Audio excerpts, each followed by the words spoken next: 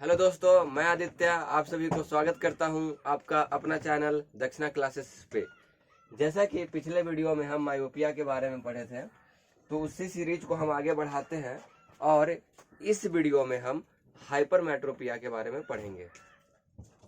तो मेरे साथ साथ आप भी हेडिंग दे दीजिए हाइपरमेट्रोपिया। तो हाइपरमेट्रोपिया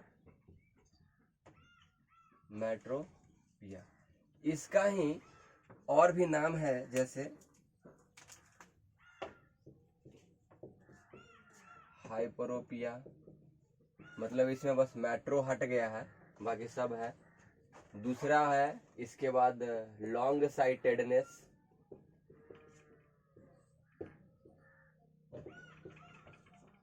इसके बाद क्या है फार साइटेडनेस,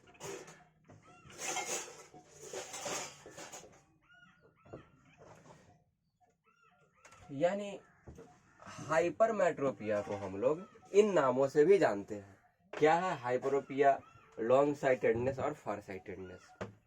जैसे हाइपरमेट्रोपिया में होता क्या है कि आप दूर के वस्तु को, यानी जो वस्तु फार जो ऑब्जेक्ट रखा हुआ है उसे आप आसानी से देख सकते हैं, लेकिन जैसे ऑब्जेक्ट नजदीक आएगा तो मुझे देखने में क्या हो जाएगी, कठिनाई होती है।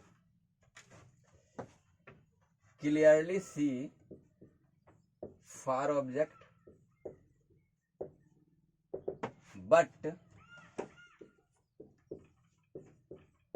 can't see nearby object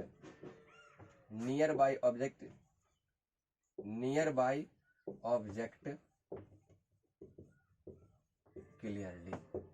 hypermetropia में यही होता है। अच्छा, इसका रीजन क्या है, यह किस किस वजह से होने का संभावना है? तो इसका रीजन है पहले कि यदि फोकल लेंथ आपका बढ़ जाएगा, मतलब जिसका भी होगा, आपका नहीं, फोकल लेंथ बढ़ जाने की वजह से, फोकल लेंथ को बढ़ जाने की वजह से।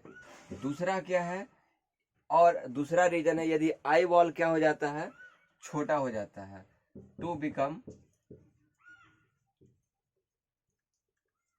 आई बॉल वेरी स्मॉल।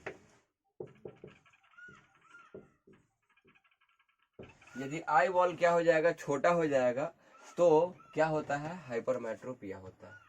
इसमें होता क्या है, जैसे मान लीजिए कि यह एक मेरा नॉर्मल आई है और नॉर्मल आई में यह मेरा यहाँ पे लेंस लगा हुआ है। तो जो स्टूडेंट मेरा वीडियो को देख रहे हैं, आप मुझे आंसर कमेंट में कर सकते हैं कि ह्यूमन बीइंग में कौन सा लेंस लगा हुआ रहता है, ह्यूमन बीइंग के आंखों में, जिनसे हम सुनहरे नज़ारों को देखते हैं। तो बताइए उसमें कौन सा लेंस लगा हुआ रहता है। जैसे यह नॉर्मल आई का फिगर हम बना रहे हैं, जिससे हम लोग देखते हैं यहाँ एक ऑब्जेक्ट रखा हुआ है और यहाँ से कोई रे ऑफ लाइट आएगा जो यहाँ पे मिरर पे, ये सॉरी लेंस पे आने के बाद रेटिना पे क्या किया, इमेज बनाएगा। तो यहाँ जो इमेज रेटिना पे बना ये तो ठीक ठाक है, लेकिन जैसे कोई भी पर्सन हाइपरमेट्रोपिया से ग्रसित होता है तो यही इमेज क्या हो जाता है, रेटिना से पीछे बनना शुरू हो जाता है। तो जब रेटिना से पीछे बनेगा तो मुझे देखने में क्या हो जाएगी, परेशानी होगी। जैसे ऑब्जेक्ट दूर है तो उसका इमेज रेटिना पे बन रहा है तो हम देख पा रहे हैं, लेकिन ऑब्जेक्ट जैसे जैसे ये नजदीक आने लगती है तो इसका जो इमेज जो है वह रेटिना से दूर भागने लगता है, तो मुझे देखने में परेशानी होती है। जैसे इस चीज को आप ऐसे भी समझ सकते हैं,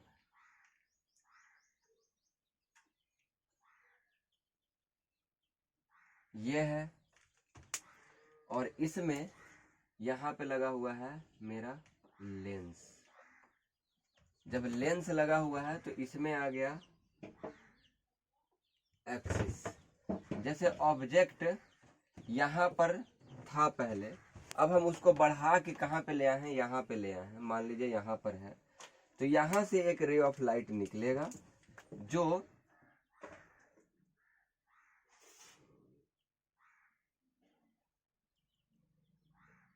और दूसरा कहाँ पे है, यहीं पे, ऐसे। तो यह दोनों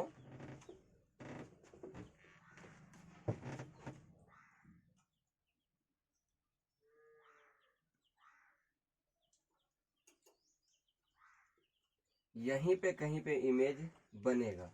जब ये रेटिना से दूर बन जा रहा है तो यह होगा क्या, तो इमेज इस पर बनेगा नहीं, मतलब नजदीक के ऑब्जेक्ट कैसा दिखेगा, ब्लर दिखेगा।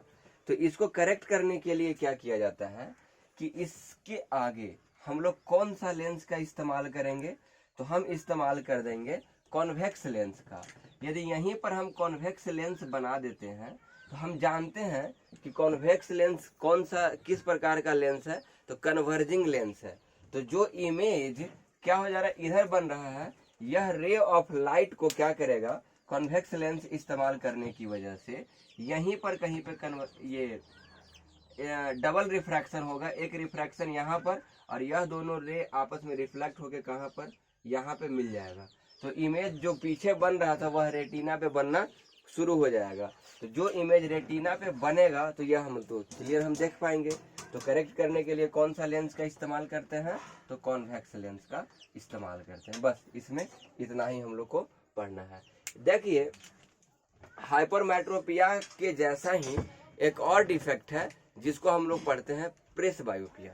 प्रेस बायोपिया में क्या होता है, इमेज रेटिना से दूर बनता है, इमेज रेटिना से दूर बनता है, लेकिन यह एरर ऑफ रिफ्रैक्शन की वजह से नहीं बनता है। यह जैसे एज बढ़ने के साथ साथ जैसे 40 प्लस होने के बाद होता क्या है कि धीरे धीरे धीरे धीरे सिलियरी मसल्स क्या हो जाते हैं, कमजोर होने लगते हैं। जब सिलियरी मसल्स कमजोर होने लगता है तो उसके वजह से पावर ऑफ एकोमोडेशन भी क्या हो जाता है, कम होता है।